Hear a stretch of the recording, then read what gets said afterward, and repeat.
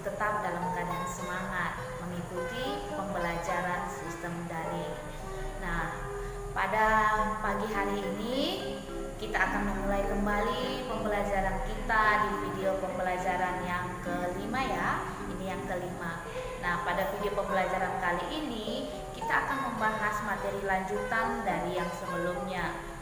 Namun seperti biasa, sebelum kita memulai pembelajaran kita setiap pagi, mari kita berdoa menurut ajaran agama dan kepercayaan kita masing-masing. Doa dimulai. Doa selesai. Nah anak-anak, di video pembelajaran kita yang sebelumnya, kita telah membahas sepenuhnya tentang sistem gerak pada manusia. Ya, mulai dari itu organ, kemudian kelainan-kelainan atau penyakit pada sistem gerak manusia. Nah, di video pembelajaran yang kelima ini kita akan membahas sistem gerak pada tumbuhan. Karena tumbuhan juga termasuk salah satu jenis makhluk hidup, maka tumbuhan juga melakukan ciri makhluk hidup yaitu bergerak. Nah, silakan saksikan video pembelajaran kita yang berikut ini.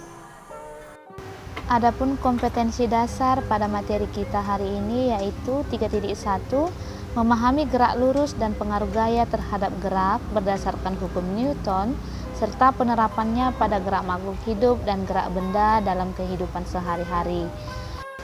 Dan ada 2 indikator pencapaian kompetensi yang harus kamu capai setelah mempelajari bab ini. Yang pertama, kamu mampu menjelaskan jenis gerak tumbuhan beserta contoh berdasarkan penyebabnya. Lalu yang kedua, kamu mampu menganalisis contoh gerak tumbuhan berdasarkan penyebab dan jenis rangsang yang diterima atau bagian tumbuhan yang menanggapi rangsang. Baiklah anak-anak, langsung saja kita masuk ke dalam materi yaitu gerak pada tumbuhan. Nah, ingatkah kamu apa ciri utama yang membedakan antara hewan dan tumbuhan? Nah, perbedaan utamanya adalah kepemilikan dinding sel, di mana sel tumbuhan memiliki dinding sel, sedangkan sel hewan tidak memiliki dinding sel. Adanya struktur dinding sel membuat tumbuhan tidak dapat bergerak bebas seperti hewan.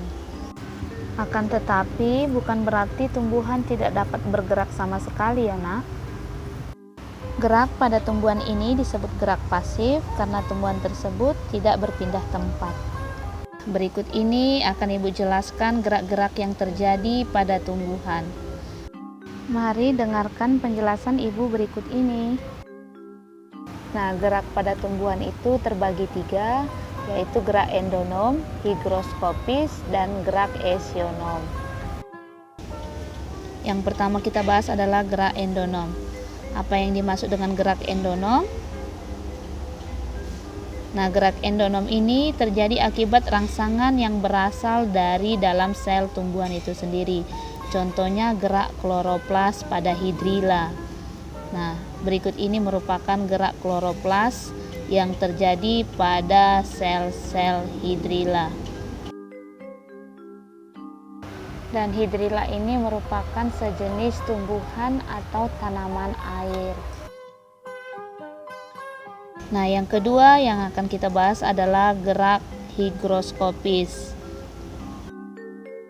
Di mana gerak higroskopis ini terjadi akibat perubahan kadar air di dalam sel tumbuhan.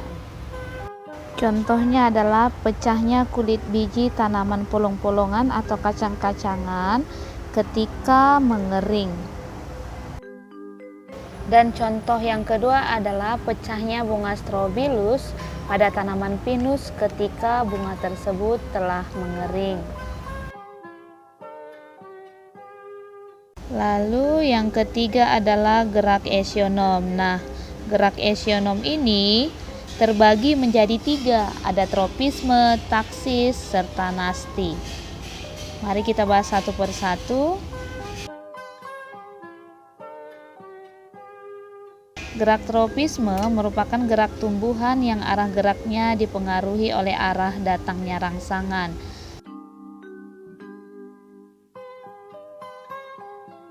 Dan berdasarkan arah geraknya, gerak tropisme ini terbagi menjadi dua, yaitu tropisme positif dan tropisme negatif.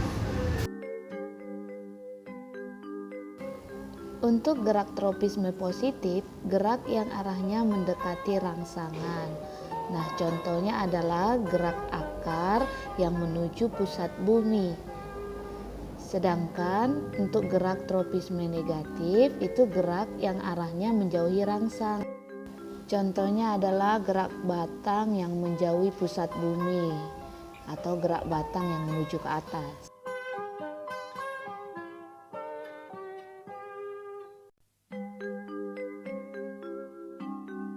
Nah, berdasarkan sumber rangsangan, gerak tropisme ini terbagi menjadi 5. Yang pertama fototropisme, geotropisme, hidrotropisme, sigmotropisme, dan kemotropisme. Kita bahas yang pertama fototropisme. Nah, fototropisme ini gerak sebagian tumbuhan yang arah geraknya dipengaruhi oleh rangsangan cahaya.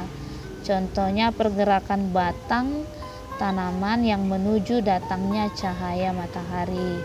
Nah, kamu lihat dalam gambar. Jika tanaman diletakkan di tempat yang gelap, maka batang tanaman akan bertumbuh ke arah datangnya cahaya matahari. Lalu yang kedua, geotropisme. Nah, gerak geotropisme ini merupakan gerakan bagian tumbuhan karena pengaruh gravitasi. Sama seperti gerak fototropisme, geotropisme juga terbagi dua, yaitu geotropisme positif dan geotropisme negatif. Nah, yang positif itu menuju gravitasi bumi, sedangkan yang negatif itu menjauhi gravitasi bumi.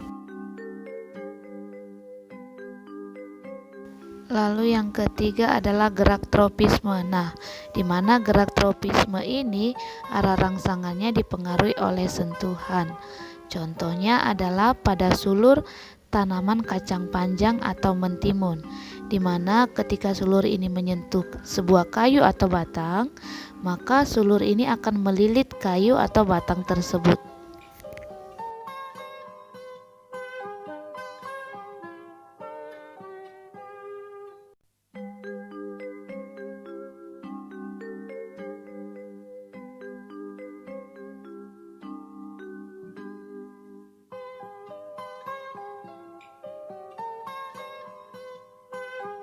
Lalu gerak tropisme yang berikutnya adalah hidrotropisme. Nah, dari asal katanya hidro berarti air, maka gerak tropisme ini disebabkan oleh rangsangan air.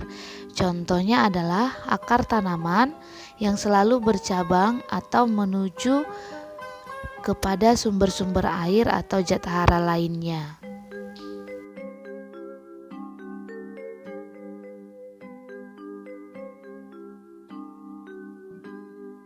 Lalu gerak tropisme yang terakhir adalah kemotropisme. Dari asal katanya kemo berarti zat kimia, maka rangsangan ini dipengaruhi oleh zat kimia.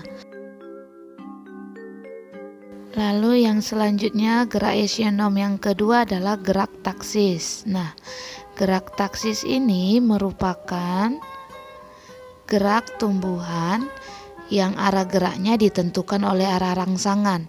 Nah, gerak taksis ini terbagi dua, yaitu fototaksis dan kemotaksis.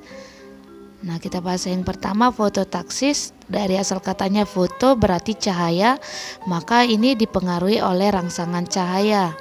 Contohnya adalah gerak kloroplas yang menuju cahaya matahari.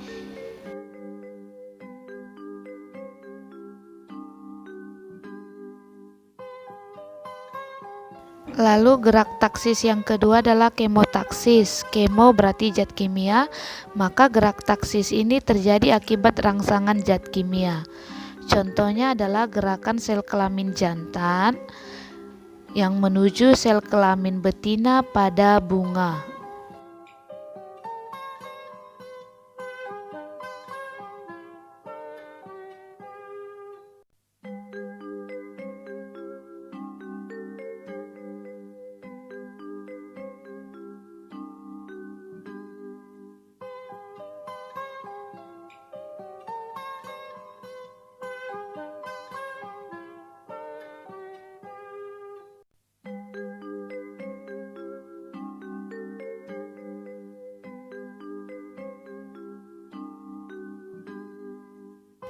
Lalu yang selanjutnya ada gerak nasti. Nah, gerak nasti ini merupakan gerak dari bagian tumbuhan yang arahnya tidak bergantung pada arah datangnya rangsang.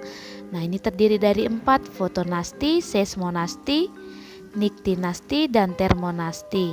Kita bahas yang pertama, fotonasti. Berarti gerak nasti yang terjadi akibat rangsangan cahaya. Contohnya terjadi pada bunga Mirabilis jalapa atau bunga pukul 4 sore. Nah, bunga ini akan mekar pada pukul 4 sore. Setelah pukul 4, bunga ini akan layu kembali.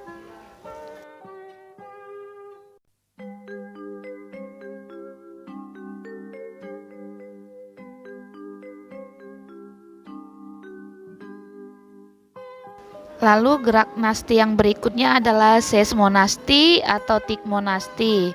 Nah, gerak ini terjadi akibat rangsangan sentuhan. Contohnya adalah gerak menutupnya daun putri malu ketika kita sentuh. Nah, kamu pernah melakukan hal ini kan?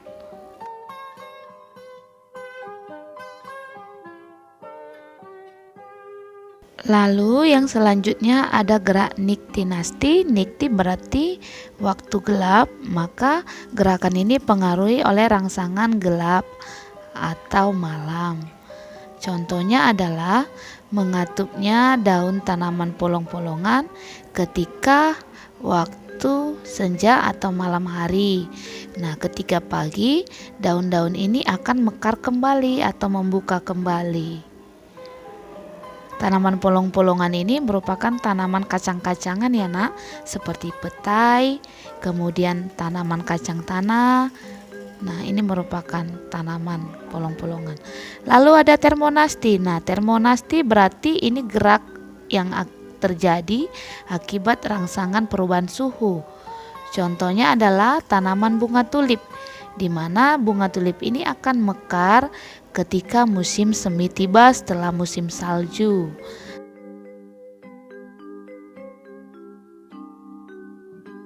Nah, kesimpulannya, gerak tumbuhan ini ada endonom, higroskopis, esionom.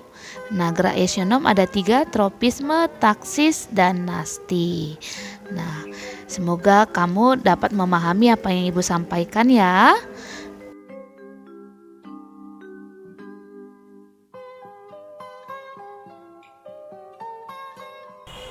Nah, baiklah anak-anak Ibu semuanya, demikianlah penjelasan Ibu dalam video pembelajaran kita hari ini. Ibu berharap kamu dapat memahami, dapat mengerti apa yang disampaikan dalam video pembelajaran kita hari ini. Dan seperti biasa, akan ada beberapa soal latihan yang Ibu berikan kepada kamu sebagai latihan bagi kamu agar kamu dapat lebih memahami materi yang telah kita pelajari. Nah, silahkan kamu selesaikan dengan baik dan kumpulkan tepat pada waktunya. Untuk mengakhiri video pembelajaran kita hari ini, karena kita telah memulai dengan doa, maka mari kita tutup dengan doa menurut ajaran agama dan kepercayaan kita masing-masing. Doa dimulai. Doa selesai. Demikianlah pembelajaran kita kali ini. Sampai jumpa di video pembelajaran kita yang berikutnya. Tetap semangat dan tetap sehat agar kamu mampu meraih cita-cita ke depannya. Sampai jumpa dan selamat pagi.